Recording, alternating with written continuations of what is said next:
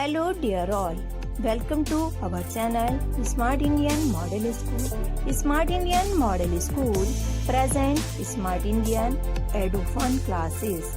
EduFun online classes includes course studies of playgroup to class 12, emotional and communication skills, happiness classes and DIY activities.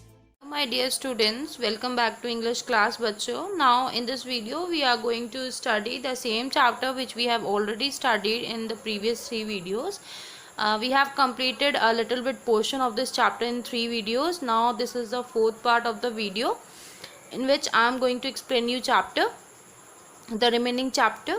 So you all can take out page number 42 and we will be studying second paragraph in this video. अभी तक हमने ये पढ़ा था कि जो Orwell और Wilbur right थे उन दोनों के अंदर बहुत ज़्यादा ये ड्रीम था उनका कि वो एक एरोप्लेन बनाए, मतलब एक उड़ने वाली मशीन बनाए जिसको उन्होंने एरोप्लेन कहा था कि वो एक एरोप्लेन बनाना चाहते थे।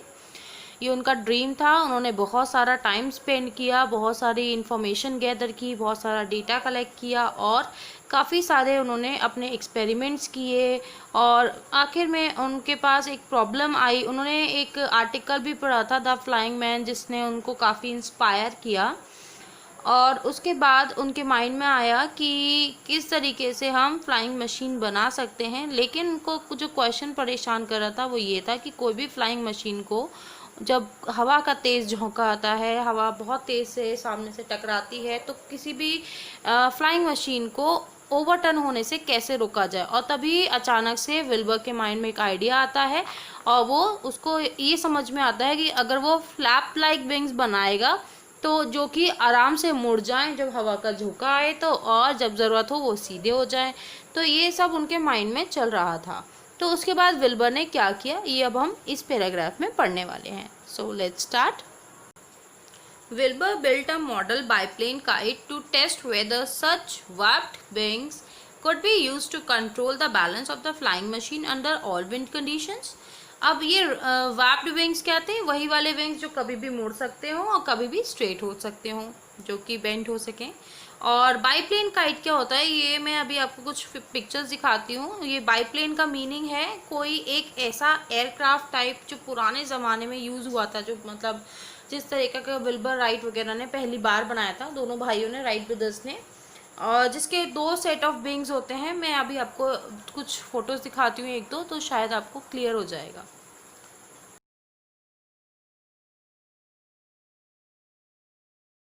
दो फोटोज़ देखे आपने, ये बाईप्लेन काइट का था।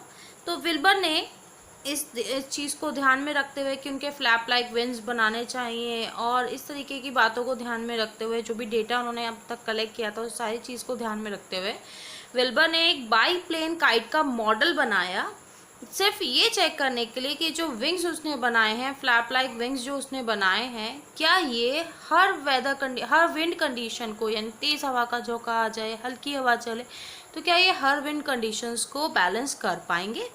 The wings of the kite were control from the ground by means of the string. जैसे कि हम काइट उड़ाते हैं तो नीचे से हमारे पास उसका पूरा धागा होता है ना, जो काइट से जुड़ा हुआ होता है। काइट तो ऊपर उड़ती है और उसको हम कंट्रोल कैसे करते हैं? विद द स्ट्रिंग, एक धागे से, जो कि हमारे हाथ में नीचे होता है, चरखी में होता है ना हमारे पास, जिसे हम माजा भी कहते हैं शायद।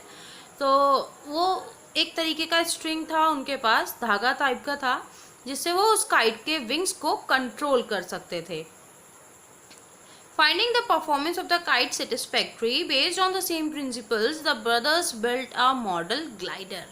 अब क्या हुआ? अब उन्होंने काइट पे सबसे पहला टेस्ट किया था और जब उनका काइट पे टेस्टिंग जो थी वो सेटिस्फैक्ट्री थी, ठीक थी, मतलब उनको लगा कि हाँ ये जो विंग्स हैं ये वर्क कर रहे हैं, हर विंड कंडीशंस में ये काम कर रहे हैं।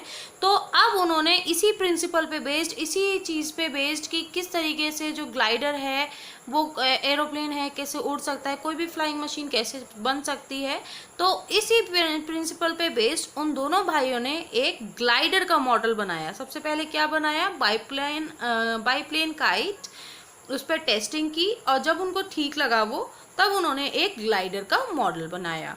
They took it to Kitty Hawk in North Carolina, which had long stretches of sand dune. मतलब दूर दूर तक सैंड ड्यून्स थे. किटी हॉक नॉर्थ कैरोलिना ये जगह का नाम है. इस जगह पर किटी हॉक नाम की एक जगह है. वहाँ पर दूर दूर तक सैंड ड्यून्स ही सैंड ड्यून्स थे. मतलब एक खुली जगह थी पूरी तरीके से. और वो एक अच्छी आइडियल मीन्स एक प्रॉपर परफेक्ट प्लेस थी, जगह थी उनके ग्लाइडर की उड़ान को ट्राई करने के लिए कि वो उड़ पा रहा है नहीं उड़ पा रहा है, क्या वो स्टेबल है या नहीं है, हवा के झोंकों को वो वहाँ पर टॉलरेट कर पा रहा है नहीं कर पा रहा है. तो वो सारी चीज़ों को जज करने के लिए वो एक बहुत ही प्रॉपर प्लेस थी. They pulled the glider to the top of the hill. वो एक वहाँ पे हिल थी. हिल मतलब छोटी पहाड़ी. तो वो उसके ऊपर उन्होंने वो ग्लाइडर को रखा और विल्बर उसमें कूदकर बैठ गए. ऑरवेल ने उस ग्लाइडर को हिल के ऊपर से नीचे गिराया. अब वो पहाड़ी छोटी थी, अगर वो गिरता भी तो भी विल्बर को चोट नहीं लगती क्योंकि छोटा सा पहाड़ी टाइप की थी.